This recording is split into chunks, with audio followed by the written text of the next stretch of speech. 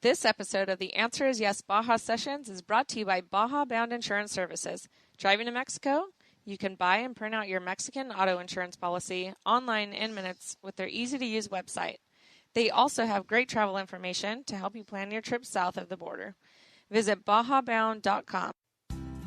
Hello, this is Ryan Thomas, and you're listening to the Baja Sessions. Over the last 3 decades, I've lived, worked, and played from the top to the tip of the majestic peninsula of Baja California. And because of this, I've met some incredibly interesting people with equally interesting stories. And today on the Baja Sessions, we're going to chat with one of them.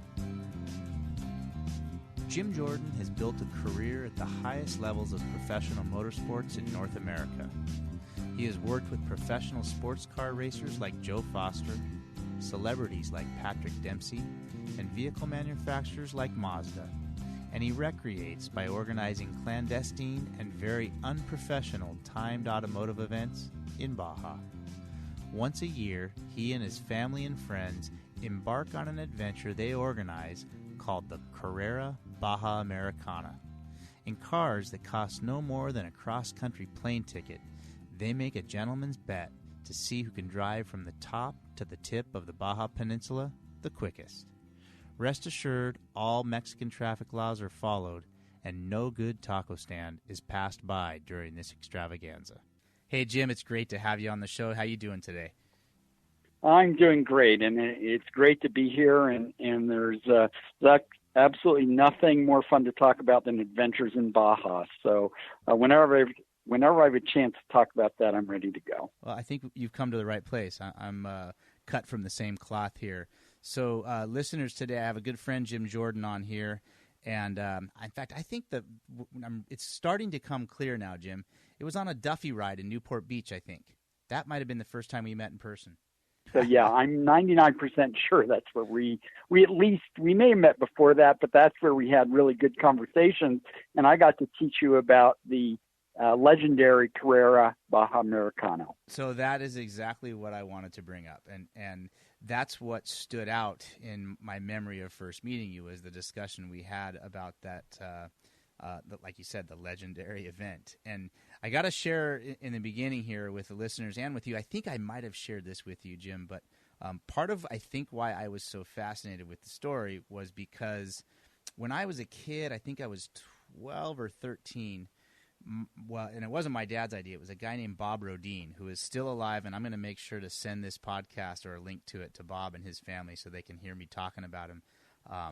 There's a group of my dad's buddies. Bob was the instigator, I believe, that organized a cannonball rally of their own, where they left from Monrovia, California, and crossed the border and went down to Bob Rodine's place in Punta Final. And that's great. There were all kinds of special rules that went along with the race. Like you could only pay, I think it was $400 for the car. I think you had to paint the windows black, and there were all kinds of crazy stories, right? And I got to hear all these stories as a 12 and 13-year-old, and really wanted to experience, the same type of an adventure. And the stories, I mean, you can only imagine. I know one of the rules was to be able to legally pass somebody. It was a race. These guys were racing to Bob's house down in Punta Final. But in order to have a legal pass and not get disqualified once you cross the border, the vehicles had to touch. So you had to hit the other vehicle. And we're not talking about any kind of a racing vehicle. We're talking about like a Gremlin and a Volkswagen van and a 1982 Ford Thunderbird. I mean, just a random grouping of cars. All that to say, that happened when I was about 12 or 13. They pulled it off. Nobody got hurt. Nobody went to jail. Nobody died. It was a good time, and they realized, hey, we just kind of tempted fate. We're not doing it again. And so all the kids of the dads that did that, we got to hear all the stories, but it just went away. And so when I heard you tell me the story about your event, I'm thinking, here it is. All of my friends, we can go and do this now. So all that to say, there's a lot of, I want to hear the story, and so do the listeners, about the Carrera Americana. Yeah, Carrera Baja Americana, just because we have to make sure it's all about Baja in the end. But so it sounds like your parents and my family have a kindred spirit, at least in one way or another, because some of the rules are the same, some are different. So with Carrera Baja Americana, we set a date, and the winner of the year before, because we've done this 4 times, gets to select the date, because that's as champion, that's one of the things you get to do. And then basically 48 hours before the race starts, you have to start going on Craigslist and find a $500 car or less. So that's the price cap, is $500, and you don't have any time to prepare it. It's basically buy a car. We all meet up at my brother's place in Fallbrook, and off we go. Now, one difference, though, is because we, of course, are very safety-oriented. It's not wheel-to-wheel. It's a timed event, so you have a 12-hour period. You have to leave sometime within that 12 hours, and it's basically from Fallbrook, California, to the Giggling Marlin down in Cabo. San Lucas. Exactly, and so that's the finish line, and you go. So the number of entries we've had in the event have gone up and down a little bit. The first year we only had 2 entries. I think our maximum we ever had was 6, and it's such a great adventure to do. And of course, the gamesmanship, the strategy, and it's the stories you get to tell about your adventure in the Giggling Marlin when you finally make it down there are just, it's just the best, just absolutely the best. So I love the fact that the way we led into this whole thing, I'm building this up to be this big grand event, which I know that it is for those that participate. But then I love the fact that you say the first event there was 2. And well, we had talked about doing it for several years, and it was actually inspired by a Top Gear episode where early Top Gear, where they went to Miami and they figured out it was cheaper to buy cars than it was to rent them to drive to New Orleans, and absolutely hilarious Top Gear episode, and that just got my brother and my brain going, and we finally said, we need to do a similar thing, but we're going to buy cars and we're going to drive them to Cabo. And so that's what inspired it. And it's one of these things where you always have 50 or 60 people. Oh, that is the best. We're going to do it. We're going to do it. So twice we had false starts.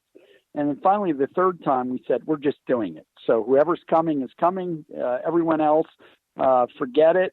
And I still remember sitting in Cabo the morning after, nursing my headache left over from the Giggling Marlin the day before, and I'm just looking out over the ocean and see a whale breach, and then right beside that was a small splash of a baby whale breaching, and I just thought to myself, oh my God, all the people who said that's crazy, that's insane, and here we made it, no one had a problem, we all had fun, and they missed this beautiful morning in Cabo watching a mother whale and her baby learning how to swim. There's something insane, but also a little spiritual about Carrera Baja Americana. So, first year, just 2 cars. It was a Volvo turbo station wagon versus a Chevy Blazer 2. So that little Blazer. So those were the 2 competitors. The Volvo ended up scoring a minor victory. I will say that the folks in the Volvo were my nephew and several of his buddies, so they took it a little more seriously than we did in the Chevy Blazer. We were there more for just the fun of Baja.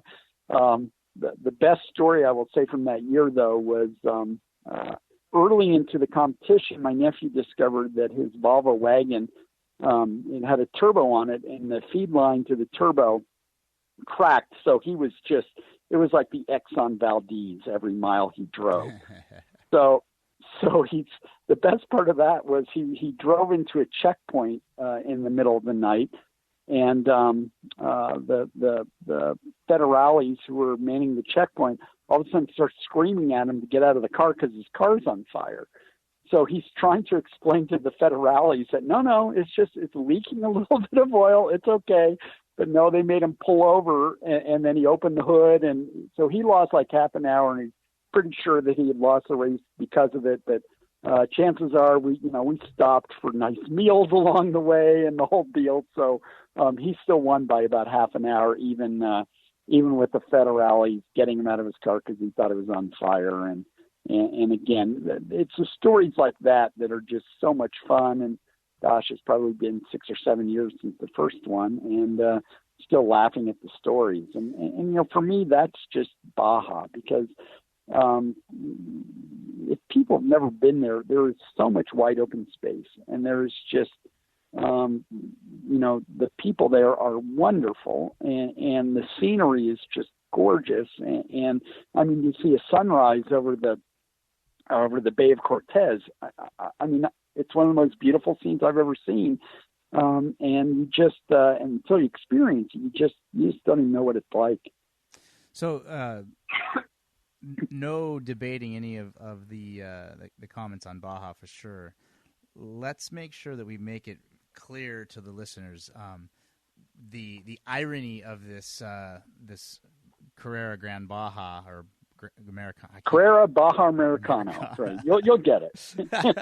Well, the fact that I'm mispronouncing or misquoting the event is proof of the fact that it's kind of a spoof, and part of that is because you are so heavily involved in some of the highest level of motorsports. So it's not like you're approaching this or I'm approaching this like this is some hallowed event. It is hallowed because it's something you go do with your friends and family. And to me, that's the cool part about it. That just to clarify here, this isn't like a sales pitch to try to get 500 entrants into this event. We're laughing and having a good time. Yeah, exactly. Yeah. So, but tell me a little bit about how the it's changed now. So the first event there was 2. Now, like, what did it take to get the additional family members to agree to come on this adventure with you? Well, once people saw that you could actually do it, then like I said, I think the highest we had was 5 or 6, and that was probably the last one. So was that all friends and family then, or were there any strangers? No, everybody had a connection to someone, so it was definitely word of mouth. I mean, I didn't know most of the people on it, but someone within friends or family who had run the previous ones, because it's one of these things you tell people about it, and all of a sudden, I got to do that. So, I don't know how much bigger you want than about 10 cars at the most. So okay. I want to go back to something you said earlier that safety was important, and I think that we kind of glossed over that a little bit, especially with me telling stories about what my dad did back in, I think it was the late 80s was when they did that. Mid 80s maybe even, which still doesn't, they were unsafe, clearly unsafe. So those of you that are listening that are interested in this event know that it's very closed and exclusive, and you're probably not going to be accepted in unless you know somebody, but there is lots of encouragement for you to go out and do something similar on your own. But if you do it, don't be an idiot. Absolutely. Follow the laws. Enjoy yourself. Find ways to create healthy competition amongst you, but don't be idiots in Baja. Exactly, and that's what I tell people all the time. There's been so much bad publicity about Mexico, and it's really not fair. There are some pockets that, of course, the crime rate is too high, and no one will deny that.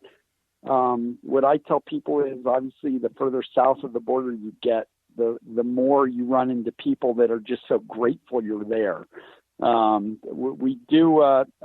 There are some common sense rules that we always follow. One of our rules is we don't stop, no matter what, unless we're in a well-lit area.